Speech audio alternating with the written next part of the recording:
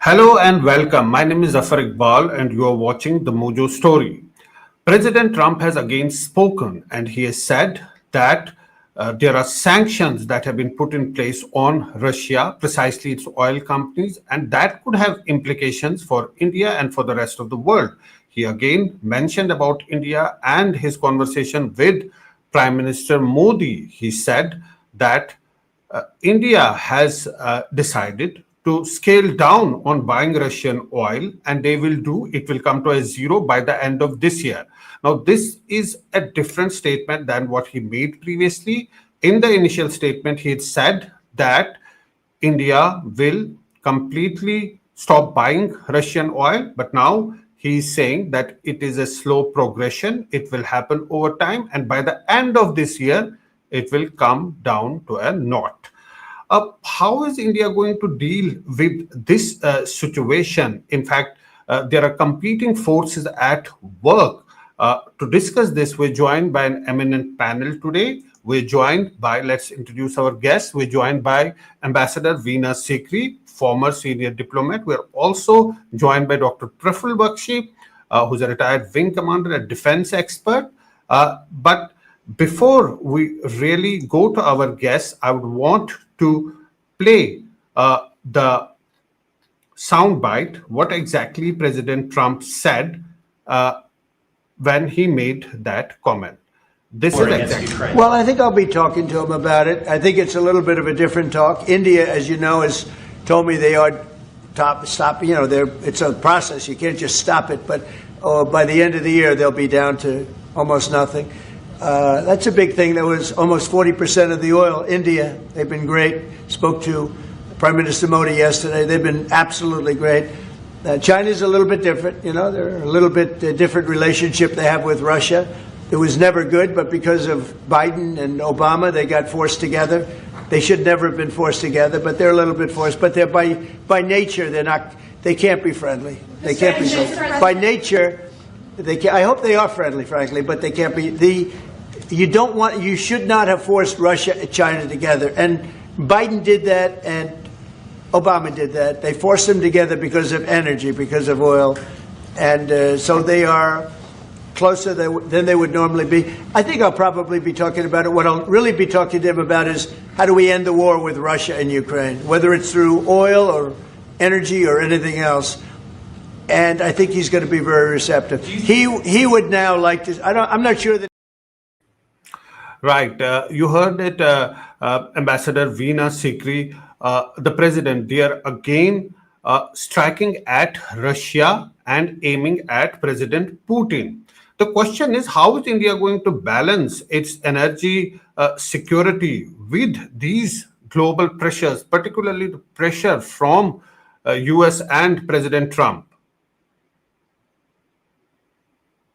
Is certainly examining the seriousness of the statement of the sanctions that President Trump has imposed on the two leading Russian companies, Rosneft and Lukoil, and we will be studying the impact that they would have, these sanctions would have on India's continued purchases of oil from Russia.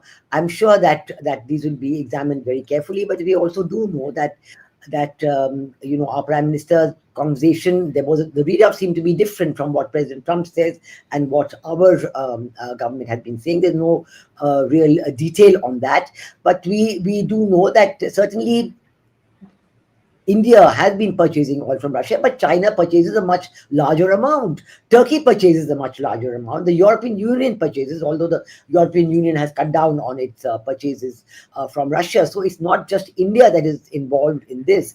It is many, many other parts of the world. I mean, China's purchases of Russian oil and gas are far, far bigger than what India has been doing. And India, as you know, has been doing it comparatively recently. You know, it is something that we have said in interest of our energy security, in interest of ensuring energy supply to our people at reasonable prices. That is why the government of India has stepped up its purchases of Russian oil. And we have said that we will continue to look at the economic interests of our people in deciding what our future policy will be. It does introduce a complication, but I think that India will be able to tackle the situation. Although what is being anticipated is that with these sanctions on Rosneft and Lukoil, the global prices of energy may rise significantly. And this is something that is a global issue and a point of global concern for not only for India but for all countries of the world. And in fact, if you recall, it is America who asked India to start buying Russian oil.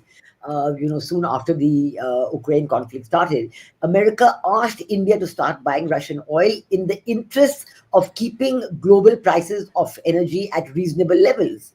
And so that is how India started purchasing Russian oil. Before that, Russia was not such a big supplier But of oil products to India. So But I think this. Ambassador Veena Sikri, sorry to come in here. Trump does not acknowledge what Biden administration did. In fact, in all his press conference, he rather hits out at Biden administration and now also at Obama's administration. He will not go by their decisions. He said that they were wrong. So how is India going to deal with this situation? Because they are dealing with a country. They are not dealing with an individual. But here, the president says that all that was done in the past was completely wrong. No, no, I am just saying what the facts are. President Yeah. Trump is entitled to his own opinion, of course, of what his predecessors did. But I'm saying what the facts are and how we adjusted to the situation at that time in the interest of reasonable energy purchases for our people. And now that Yeah. these sanctions have been imposed, we will certainly continue to look at the interests of our people and we'll decide Yeah. what the next steps are going to be. I haven't seen any statement from our government yet on how they would be reacting to this, but Yeah. certainly our government will be looking at it very seriously. Absolutely. I'm sure the government is looking at this matter very seriously, and that's why we are seeing a very responsible, sort of a reaction from India. It's not going over the board with whatever discussions that are taking place with the Americans. It's President Trump who is actually giving out those details. But Dr. Praful Bakshi, if I may ask you, the question is that if today President Trump tells India, stop buying Russian oil. Fine, India will scale down on buying Russian oil. But what happens tomorrow if he tells India, stop buying Russian equipment, stop buying arms? India has to draw a line somewhere. Where is that line that India is going to draw?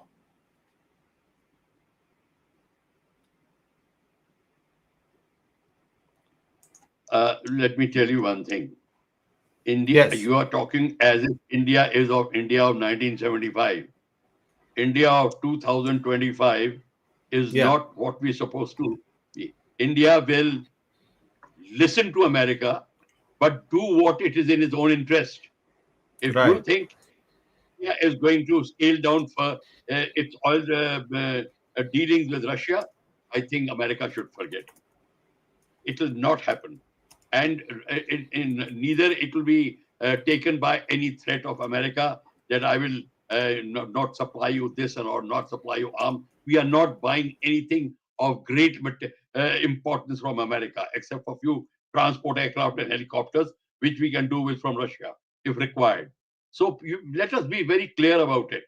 Our requirement is that we have to have our energy. Entire oil politics has created the Middle East. Middle East countries, their status and identity is because of oil. It's oil and energy is of great importance to India as far as where India stands now. So I think Trump, uh, uh, howsoever much he may criticize Biden's administration, he may think that Biden brought Russia and India together, or Russia and Ukraine together, added a fuel to the fire in Russia-Ukraine war. That's besides. But India will not change its policy, I'll tell you. Yes, India will look for alternative in case it benefits India. If it benefits India, India will tomorrow change its stance. But it does not benefit India. So India will continue buying from Russia as long as it does not get any other, lucrative method to obtain oil or energy. So let us forget about it. But we must make sure that Trump, whatever he is saying, he is now making an approach of rapprochement, as you see from his stance. He's not, spewing fire as he did before. Now he's, quite a little warm, little cold, approaching from towards rapprochement. Very good. Let him do, because in America requires us. America wants India to be at peace in this area, because the strategic area of Afghanistan, Pakistan, India, it does not want India to gain any, a stronger position here. It does not want a war. So many things are there, and it does not want Chinese intervention also there, further than what China has got at that moment. So there are a lot of things which are adding to Trump's statement, and that is why Trump's stand is changing very slowly. India must wait and watch. There is no hurry for us. We can take our time and listen to Trump and see what he does, and then weigh pros and cons and act. The fact is also that President Trump is extremely unpredictable. You cannot predict what he's going to say tomorrow. Ambassador Veena Sikri, you would agree that it is the same President Trump who, until a few years ago, accused Pakistan of sheltering bin Laden and wrote a series of tweets. And today it's the same President Trump who has all the love and friendship for Pakistan and General Asim Munir. What can one make of this? He is very transactional. He does a deal. He talks about a deal. Whenever he makes a conversation, he is talking about a deal. Entire world revolves around one word, the word of deal.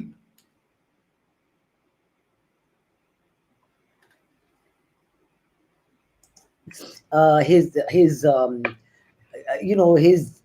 course of action. This has been his raison d'etre, as it were. He's very transactional. He's very unpredictable. The only predictability is his unpredictability, that he was going to say something completely different between the 2 days. But I think, as Dr. Praful Bakshi has said, we have to act within our own interests. And we are going to continue to do that. I don't think that we are, because of this very unpredictability, if you do not act within your own interests, then we are the only ones who are going to suffer. So we have to adjust the situation to meet our own interests of predictable and well-priced energy supplies for our people. And in the light of the sanctions, the government will certainly be looking at how they would adjust to it. And I think we would see that. But I think to say that we are going to change with every unpredictable statement made by President Trump, I do not see that happening. I think that our response has been always very calm, very collected, very sober. All that we said when President Trump first started putting all these sanctions on oil, we said, when he put the 25% special sanction on India, which he didn't put on any of the other purchasers of Russian oil, not even on China, not even on Turkey or on the EU or anybody else. And we said that time that these kind of a special tariff is unfair, unreasonable, and unjustified.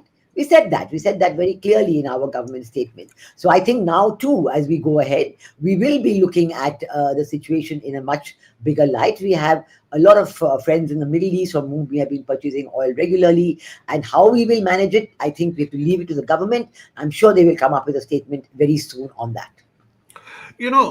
There was a possibility that there could be a meeting between President Trump and Prime Minister Modi when Prime Minister Modi goes for the ASEAN summit, but that is not happening now. Prime Minister Modi is not going for that summit. Do you think, in the context of all that is happening and the statements that Trump is making, how significant is this move that Prime Minister himself is not going for that summit, and that really ends the possibility of a one-on-one meeting between the Prime Minister and President Trump? Well, I think that first of all, it is up to the Prime Minister. Our Prime Minister has been traveling a lot. He goes to a lot of summit meetings.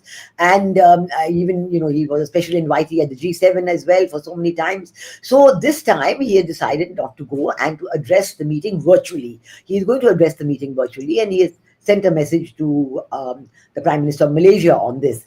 And I think that there can be so many reasons for that.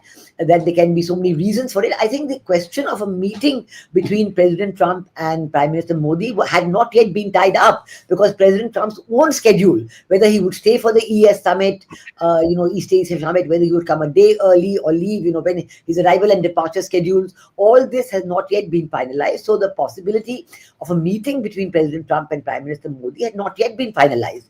So I think it's not, it's incorrect to say that because our Prime Minister is going to address the East Asia Summit virtually, it means that there will not be a meeting between, it's because there will not be a meeting, or to link the question of a meeting with our Prime Minister's presence at the East Asia Summit. I don't think that's very correct. I think it is his own estimation, depending on the internal situation in India, the Bihar elections coming up, so many other reasons, so many other scheduling Yeah. issues are there.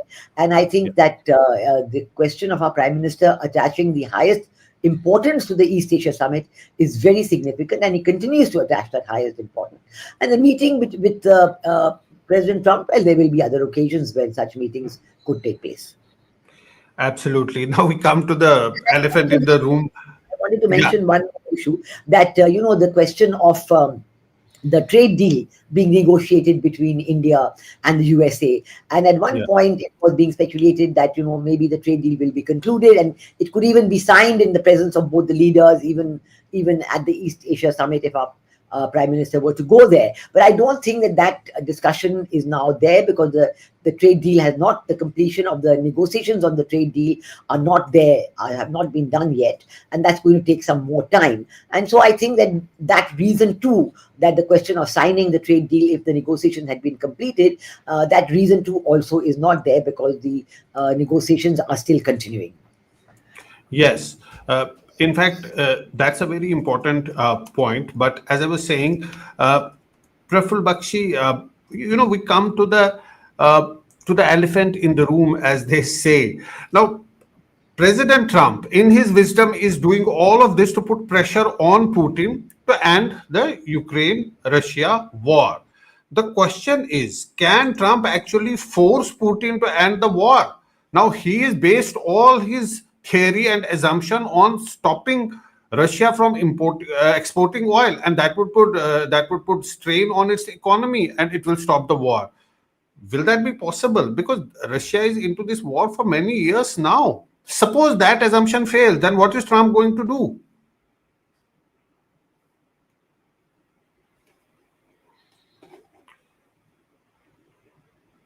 Himself. Trump's basically their other agenda, which is not very visible to many, is that he is trying to propagate his defense corporate sector, the defense industry, and Yeah, he is trying to undermine the NATO. There is a constant friction going on between America and NATO as far as the arms deal is concerned. The NATO yeah, want their arms to be sold to Ukraine, and that is France, Germany, Italy. They want their armaments to be sold, and they resent America stealing the market. Actually, basically, it is like this, and that is why Trump wants either through its armament to be sold to Ukraine, or NATO countries not providing. So his other statement is very convenient. You please stop fighting. Now that's what he is trying to bring out. yeah, Trump has no, a love for humanity and suffering, and the Nobel Prize winning techniques which he is adopting. Nothing of that sort is going to take place. Russia is going to just ignore what Trump is going to say to Russia about stopping the war. Yes, if there is a genuine meeting takes place between Trump and Putin, where Trump makes sure that NATO totally moves back. NATO does not make any statement that they are going to make Ukraine a part of NATO, and they don't threaten Russia's position where it has already gone into Donbass and the 20% area of Ukraine. Then Russia will listen to Trump. Otherwise, Trump can forget it. Trump will not. Russia is not going to pay any attention to Trump at this way, because other NATO countries also know this equation which is going on. They can through Trump's game. They can see through his game. So rest assured that Trump will make few more noise about about the oil, about not supplying the oil, try to force India, try to force various other countries, but basically nothing is going to work out until and unless Russia is convinced that its original aim is being met, where the NATO goes back and their area which they have occupied is not threatened. Ambassador Veena Sikri, there is a definite hypocrisy. One can easily make it out. When Trump is asked a question about weapons to you, he says that he does not give. He gives weapons to NATO. It is for NATO to decide on who they are going to give weapons. He is not going to block his own weapon industry, his defense exports. But he is telling India to stop importing oil from Russia. What sort of a hypocrisy is this? Either you put a blanket ban on everything, don't send any weapons to any of the countries, stop oil, stop everything, let both countries suffer economically, and that will bring an end to the war. But he's not doing it in his own case. He was specifically asked $2 billion of weapons that they're sending to the NATO, and there's a friction going on between Trump and NATO as well. Yes, that is true that there is this conflict between whether the American weapons or French or German weapons and so on. But right now, I think the President Zelensky's main demand is for the President Zelensky's main demand is for the long range. For the long-range Tomahawk missiles and other missiles, and President Trump has expressed his reluctance to give these long-range missiles. I think on the situation on the ground, for bringing about a ceasefire, I think this is something that President Trump and President Zelensky on the one hand, and President Trump and President Putin on the other have been talking about at great length. And the question of a ceasefire, how would it happen? The question of, number one, ceasing fire where the troops are right now, and then starting the negotiations on the peace. And the second is what President Putin is saying, that he would like the Ukrainian forces to leave the remaining areas of the Donbass region where they still are, the very small areas of the Donbass region where they still are. I really think that maybe there could be at some point an agreement between President Trump on the one hand and President Putin and President Zelensky on the other on this question of the ceasefire. Because right now they are not that far apart.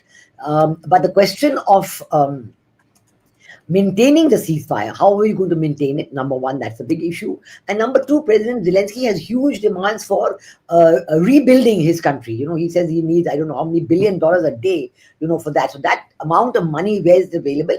And the very unfair point that many of the European countries and US are making, that we can use the Russian foreign exchange reserves, which have been blocked, which are blocked in Western banks or in other places, and use them for helping Ukraine in its rebuilding of the country and so on. So these are the issues that are totally unacceptable. And of course, the third issue is definitely the issue of Ukraine being in any way involved with NATO or a membership of NATO or allowing NATO troops to be positioned on Ukrainian soil. All these are issues. But the main point is how to get the ceasefire and how to do the negotiation, how to start the negotiations between the two sides. So I do think that these are very sensitive issues. And now President Trump is trying economic pressure to stop the activities of Rosneft and Lukoil, and also putting pressure on India to stop purchasing Russian oil. But here I would say again that just asking India and not making the same demands to China or to Turkey or to the European Union. He's made the demands to the European Union, but neither to China, or to the other countries. And it's something that they are purchasing much more. So that is what has to be. It has to be a globally fair pressure that you're talking about, and whether it will have any impact or whether this is to be seen yet, because the demand has just been made, and we will see how the reaction will come to it.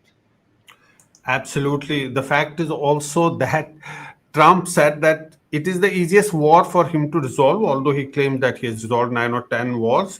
But this was, according to him, was the easiest, but it's proving to him the most difficult. The Ukraine-Russia war. We'll have to wait and watch how things pan on from here. But thanks so much, Ambassador Veena Sikri, Praful Bakshiji. Thanks so much for joining us today and for sharing your thoughts. We'll, of course, keep a track of this story. And thanks to our viewers for watching the Mojo Story. Thanks a lot. Thank you.